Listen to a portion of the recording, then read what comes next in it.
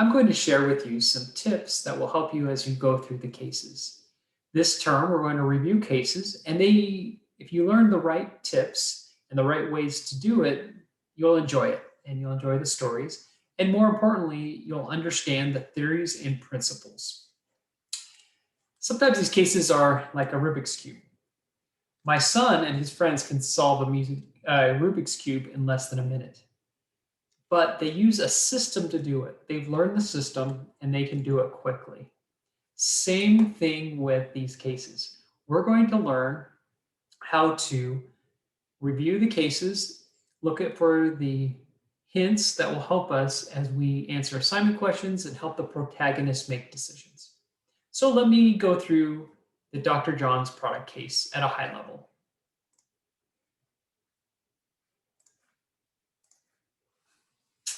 Okay, first thing that's helpful is to look through the case and peruse it. We know there's some background.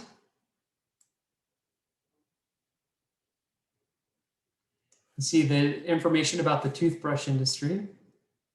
And then there's a decision at the end of the case. The exhibits are important. They're there for a reason. So you want to understand what are in the exhibits. We see here some background about the protagonist.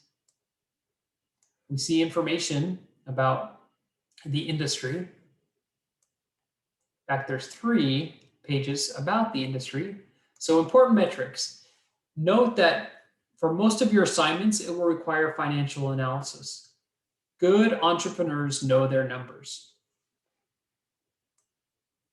We see information about comparable companies, some of the competitors.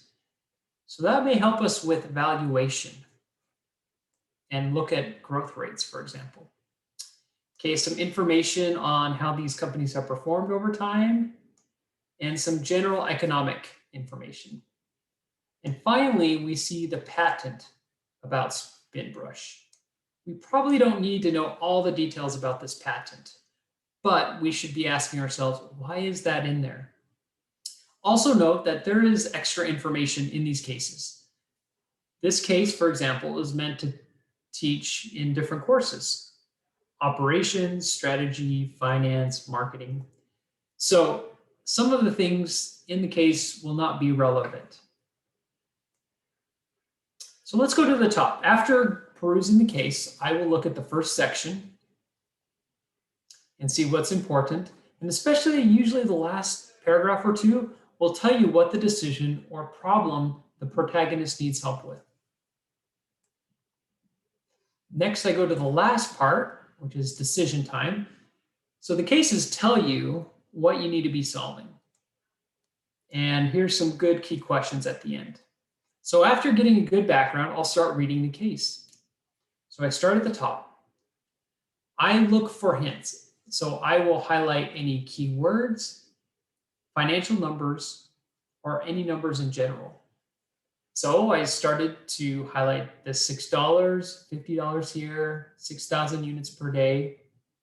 When I print out the case, or sometimes online, I will write things in the margins and make notes. Extremely tough, that's a good key word. Initial explosive response, that's another strong phrase. Issues, so that tells you there's some problems or something they're struggling with. I highlight questions. Usually in the case, there's not a lot of questions, so that will help you focus on what some of the key problems or options are. And then finally, the last 2 paragraphs are important. I'll speed ahead a little. So the last section, as much of the logistical process as possible. As much as possible is a good, strong phrase. Financially, this is good. The goal, another good, strong keyword. And then the questions. And these 3 questions look like the key questions of the case. So I will focus on those to help me put together the assignment and answer the questions. Also, as you're going through, most of our assignments will require a review of options, and this will require creativity. You'll need to analyze the options that are presented to the protagonist, but also you may want to create additional options. We love creativity in this course. And then you want to be thorough in your recommendation or action plan.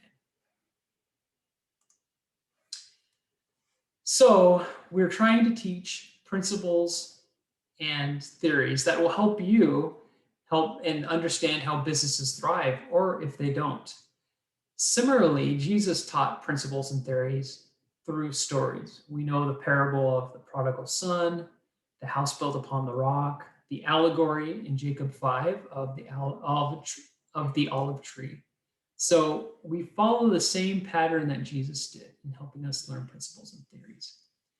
I hope as you review the cases, you enjoy them and even think of them as stories. Good luck.